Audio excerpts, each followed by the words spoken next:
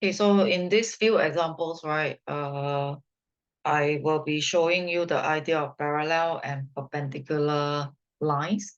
We will talk more about the gradient. Okay, so example 5 is a very E-math question. You already learned it in E-math about parallel line, collinear point. So collinear means parallel, means same gradient. So parallel means same gradient, collinear also means same gradient.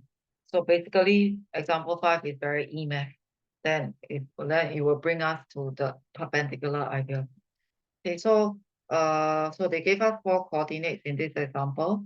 I'm supposed to find the values of K when they say OA is parallel to BC. So you must have the idea that parallel means same gradient. So I got to explore the gradient first.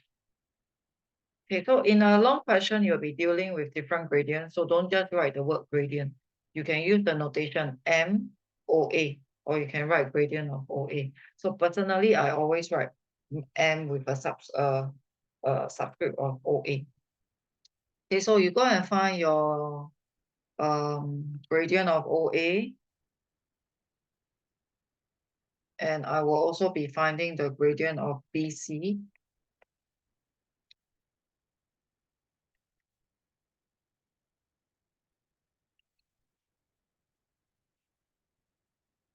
Okay, so did I do it correctly? Yeah, BC. So from here, be careful a little bit. So you must understand that parallel means same gradient. So that's why the gradient are supposed to be the same. So you just equate that two gradient, and it shouldn't be an issue in getting it. So your cross multiplication.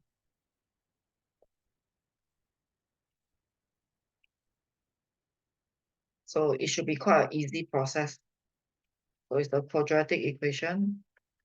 So eventually it leads you to get the answer. Okay, so that one is quite easy. So when you got 3 points collinear, okay, so when you got 3 points collinear, that means they are on the same straight line. So if you got 3 points that are collinear, you actually got 3 gradient that you can choose from. Okay, so remember you got 3 gradient that you can choose from. So up to you which one you want to choose. So of course I will choose OA because I already gotten OA from the previous part. Then maybe I will choose AB. So if I do AB, I will get K minus 9, 2 minus 2K. And again, they are supposed to be equal. You can choose OB as well. So they will also be equal. So again, you should get some simple quadratic equation. So you can give it a try. Cross multiply all this. If nothing goes wrong, you should be able to get the two answers. So this one is just basically a recap of your E-math project. Okay. The part that is difficult are on the perpendicular gradient. So for example, here in this question, you got 3 coordinates of the triangle. So they are telling you that these 3 coordinates will definitely form a triangle.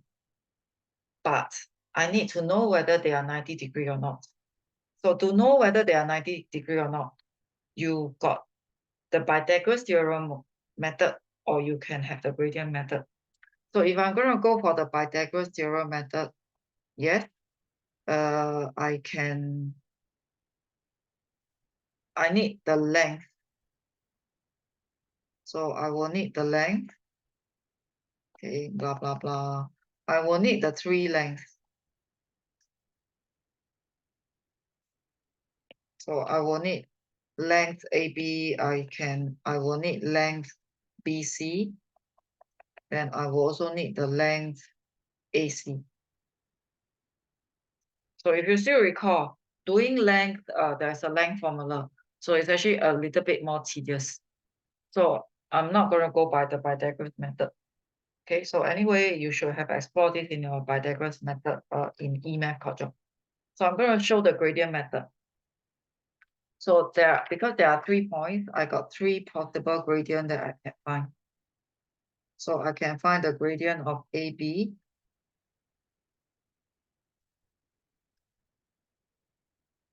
I can find the gradient of BC. So make sure you calculate carefully.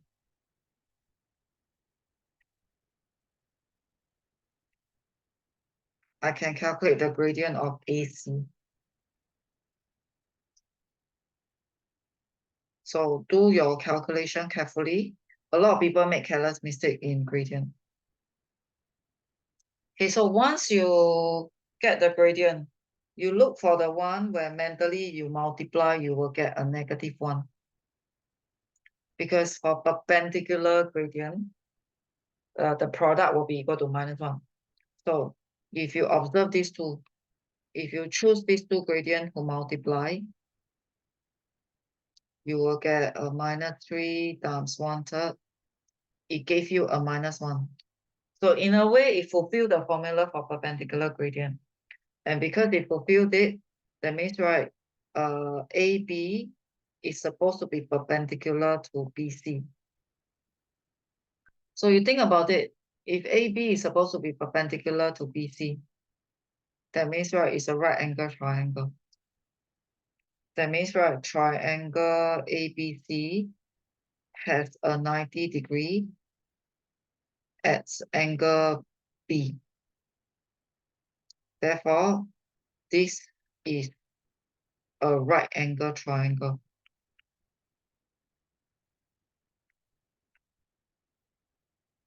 Okay, so you can go by the Pythagoras method, the length method, or you can go by the gradient method. I prefer to go by the gradient method. So sometimes in an exam question, they will ask you, show that the two lines are perpendicular. So I will do the product of the gradient. So the product of the gradient equal to -1 will indicate that the two lines are perpendicular.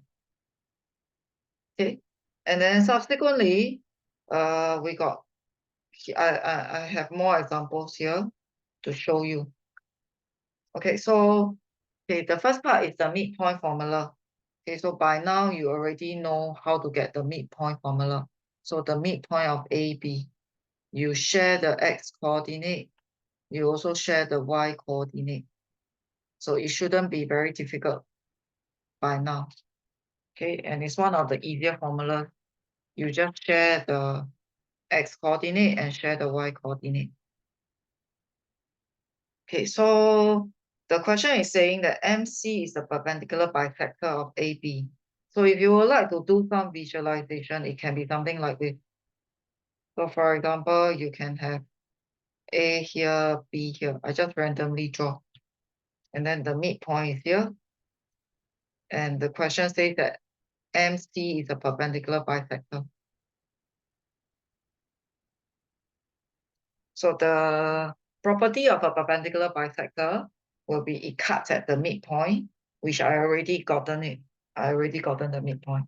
So I need to target the 90-degree. So I need to target the 90-degree. So because of the statement, that means, right, they are telling me that MC is perpendicular to AB. So it is also telling me that the product of the gradient will be equal to a -1. So what you can do will be, you get the gradient. So you try to get the gradient. So if I were you, I will do like partial. So I will do bit by bit. I will try to do it one by one. So I label my gradient. So if it's MC, I got to be using these two. So if it's MC, I will get 2 minus -1. I will get 3 minus K. Then I will get my AB. So AB should be quite easy. There's no unknown. Just don't make careless mistake. So I'm going to multiply the two gradient. That means because they are perpendicular. the product of these two should be equal to -1. So usually I prefer to divide over. If you divide over, you punch calculator. -1 divided by -1/2, you get a whole number 2, and you can safely cross multiply.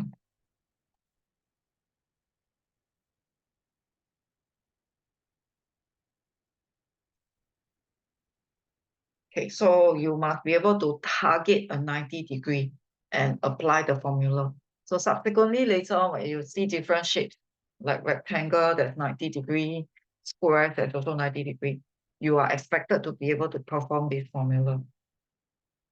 Okay, so we got some more open-ended question here.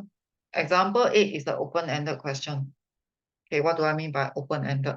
So they would like you to list a possible set of values to make the situation possible. So they give you 3 coordinates, and then they say that OP is perpendicular to OQ. So the meaning of perpendicular means the gradient will be equal to -1. Okay, so it's an open-ended question because a lot of different students can give different values, but you must find out a relationship first. So in this case, you got to work out the gradient of OP. Okay, so if you work out the gradient of OP, you will get a simple fraction. Then you also work out the gradient of OQ. So you work out the gradient of OQ, you will get a half.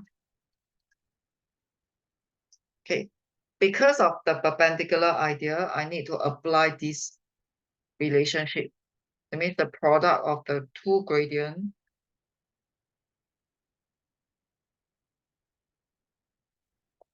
is -1. So what you can do is, okay, you can do something like this, and then you can cross multiply.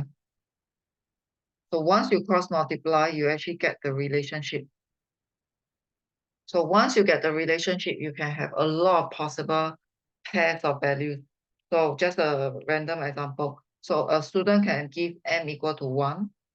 If m here is equal to 1, then n is equal to -2. So that's one possible pair. Or some students, right, maybe like they will think of it like maybe I would like m equal to 4. So if this is a 4, then n will be a -8. So as long as your pair of values satisfy the formula, the relationship between m and n. So this kind is called open-ended question regarding perpendicular gradient. Okay, so we keep playing around with perpendicular gradient and parallel gradient. So it's very simple that very logical that sometimes you actually need to decide whether a pair of lines are parallel, perpendicular, or they are neither parallel or perpendicular. Okay, so what you will need to do will be you explore the gradient.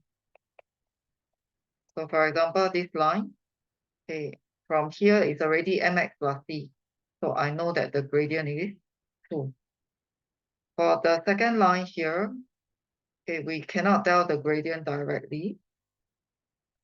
Okay, as with E-math, we always try to make mx plus c. So after I try mx plus c, I got the other gradient.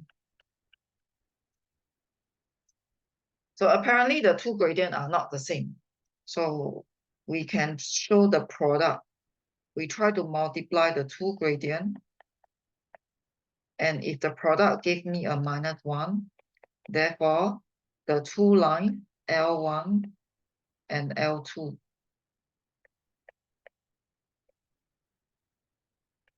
they are perpendicular. Okay, so that's how you decide whether is it perpendicular or not. Okay, so we go for the same thing in the next pair.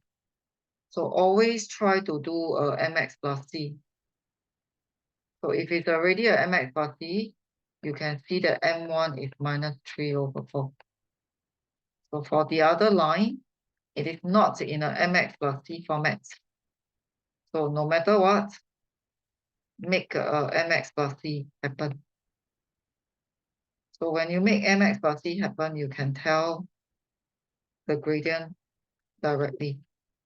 And in this case, you realize that both have the same gradient. And because they have the same gradient, the two lines are parallel. So it still goes back to the basic idea that you need to do a mx plus c.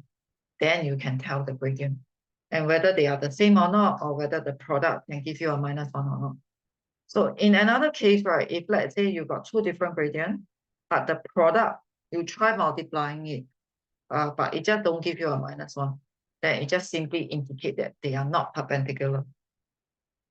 Okay, so it's not a must that always when you multiply two gradient, you must get a -1. Sometimes it doesn't. So it just simply indicate that it's not perpendicular at all.